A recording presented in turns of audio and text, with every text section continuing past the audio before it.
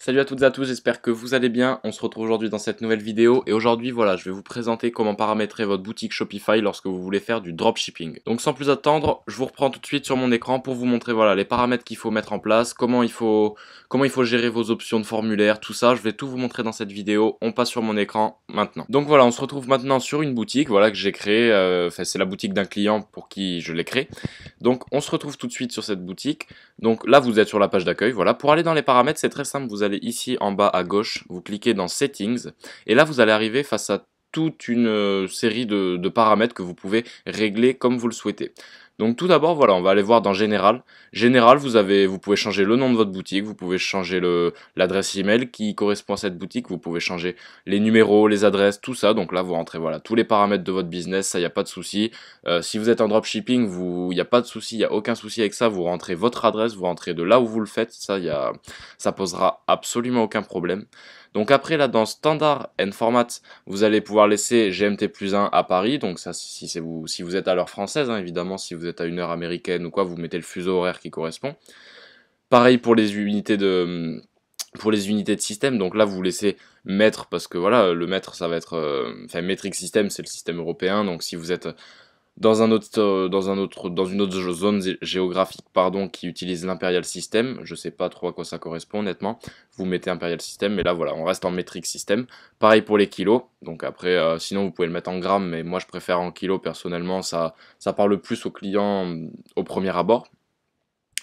Et ensuite, ben, si votre devise c'est l'euro, vous laissez l'euro. Vous voyez, vous avez le choix entre plein de devises. Donc ici, évidemment, c'est l'euro vu qu'on est sur le marché français. Donc après, si vous voulez être sur le marché américain, vous le mettez en dollars, il n'y a aucun souci avec ça. Et là, vous touchez pas, donc vous pouvez sauver. Donc là, moi, c'était déjà comme ça, donc je peux pas sauver. Et voilà, vous avez déjà le général mis en place. Ensuite, on va aller voir dans Payment Provider.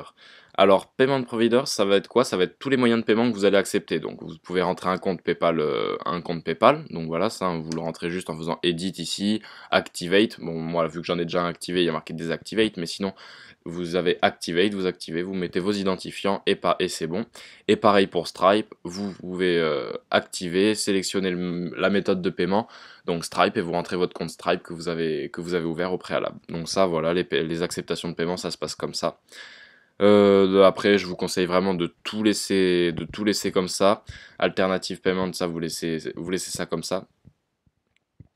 Et ça aussi, donc voilà, vous laissez tout, et à la fin, bien important, vous mettez automatically capture payment for others. Alors ça va permettre quoi en fait? Ça va permettre de valider automatiquement votre commande, donc vous n'allez pas devoir avoir besoin d'être devant votre ordi pour valider la commande en fait. Donc vous laissez vraiment automatically, ça c'est sûr. Voilà, donc là les options de paiement, on les a faites, il n'y a pas de souci.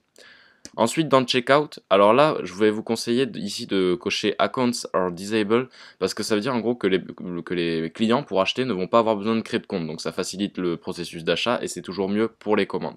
Donc ça, je vous conseille vraiment de laisser ça comme ça. Ensuite, ici, vous laissez comme ça, il n'y a pas de souci. Là, dans Form Options, ça va être les options du formulaire de paiement. Donc ça, pareil, il faut faire au plus simple. Donc là, vous pouvez demander voilà, que la personne renseigne son nom et son prénom. Le nom de sa compagnie, ça non, il n'y a pas besoin de ça, c'est un dropshipping, il n'a pas besoin de rentrer, enfin s'il a une société, il n'a pas besoin de rentrer ses caractéristiques, donc hidden, ça c'est désactivé en gros. Adresse line to, donc la deuxième adresse, ça vous pouvez mettre optional, voilà, c'est optionnel, si la personne veut la rentrer, elle la rentre, mais c'est pas obligatoire, donc il n'y aura pas la petite croix à côté qui symbolise que c'est vraiment obligatoire. Et shipping address phone number, donc c'est pareil, ça le le numéro de téléphone, mettez optionnel, là voilà, moi d'ailleurs ça y était pas, je sais pas pourquoi, mais mettez optionnel, ce sera toujours plus simple, la personne se sentira moins en danger, entre guillemets, si elle met pas, donc ça, ce sera que mieux. Ensuite, voilà, donc là, ici, je vous conseille de désactiver Require Confirmation Step, parce que sinon, ça veut dire que la personne va devoir confirmer par email avant de pouvoir commander, donc ça, je vous conseille vraiment de le désactiver. Cocher aussi la case où il y a marqué désactiver l'adresse, l'autocomplétion des adresses, donc ça voilà, pour pas que ça se complète automatiquement. Ensuite, mettez par défaut le client accepte de recevoir des emails promotionnels pour pouvoir ensuite lui envoyer des séquences d'emails. Hein. Ça important, donc vraiment laissez bien cette case cochée.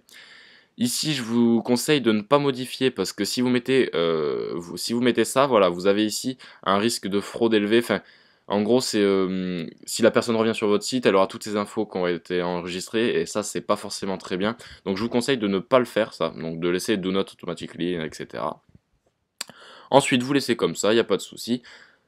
Ici, dans Checkout Language, si votre boutique voulait qu'elle soit en français, vous faites Manage Checkout Language. Vous allez arriver sur cette page. Je suis désolé, c'est un petit peu long. Voilà. Vous allez arriver sur cette page et là, ici, dans Change Theme Language, vous allez pouvoir y aller et sélectionner ici français. Après, vous faites Save, voilà. Donc là, votre boutique sera bien en français. Vous sauvez ici, vous oubliez pas de sauver à chaque fois parce que sinon, ça n'enregistre pas vos paramètres. Donc voilà. Donc là, j'en ai terminé avec les checkouts.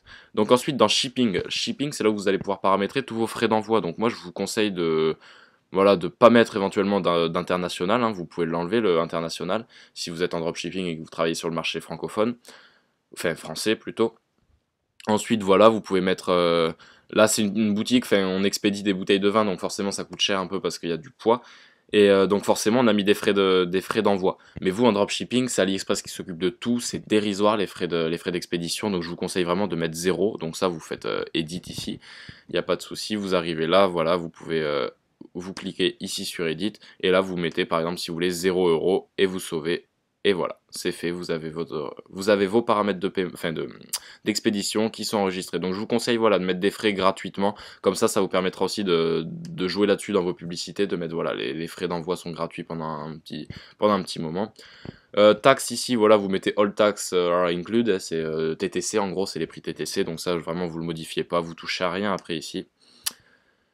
Tout ce qui est Notifications, Files, Sales Channel, Accounts et Billing, vous avez rien à toucher. Voilà, Account après c'est vos paramètres personnels.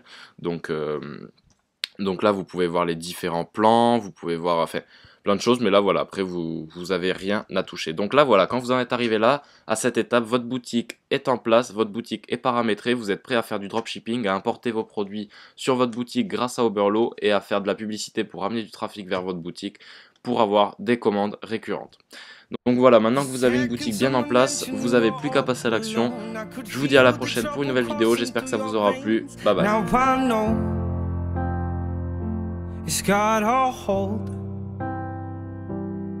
Just a phone call left unanswered had me sparking now. These cigarettes won't stop me wondering where you are. Don't let go.